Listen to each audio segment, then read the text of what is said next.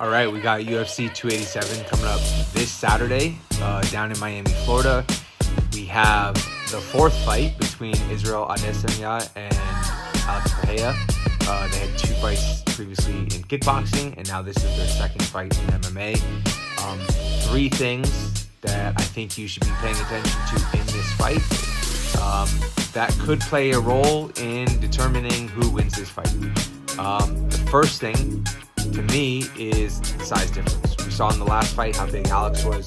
I think he could comfortably handle himself at light heavyweight as well. Izzy has put on size over the years as he's fought in MMA, but he's still the smaller athlete in this contest. So I'm interested to see. I think a lot of people have been talking about Izzy using wrestling more to his advantage in this fight. That will work well if he's trained a lot, of course. His timing is great on his entries.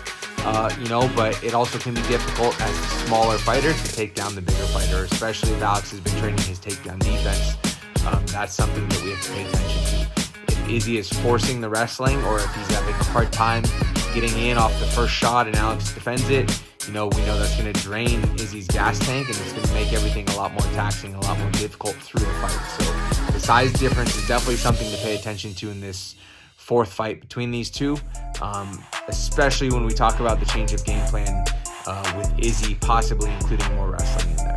And that can work the other way for Alex too, right? If he decides to take Izzy down and sit on top, let Izzy carry his weight a little bit, beat him up on top, and make Izzy get up from the bottom, his size could be a big advantage to him there as well too. So pay attention to that. Another factor that we have to look out for in this fight, I think, is how close this fight is from the last one.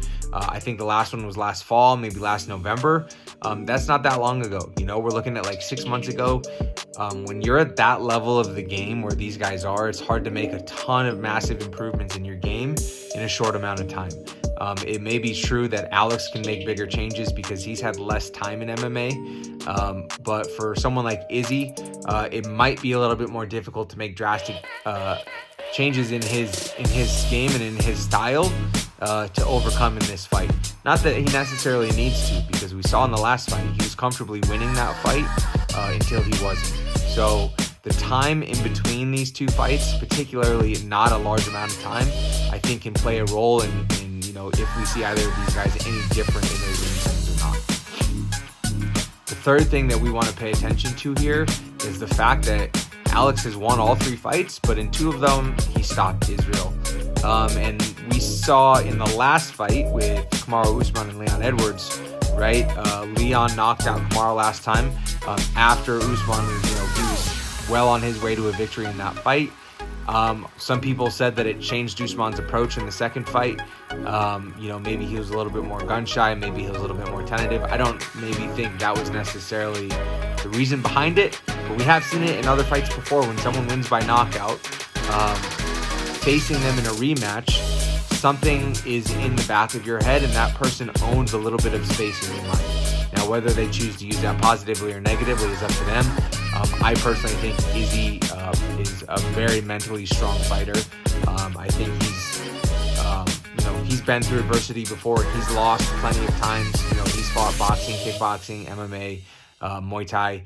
He knows how to lose. He knows how to bounce back. So I'm interested to see if coming off of a stoppage loss is going to affect him at all mentally inside of that fight. When he signs to fight Alex again, he knows he's going to be in for a tough fight. He knows he's in for 25 difficult minutes.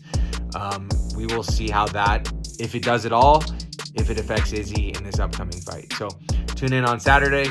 We get to have all of these questions answered and more at UFC 287.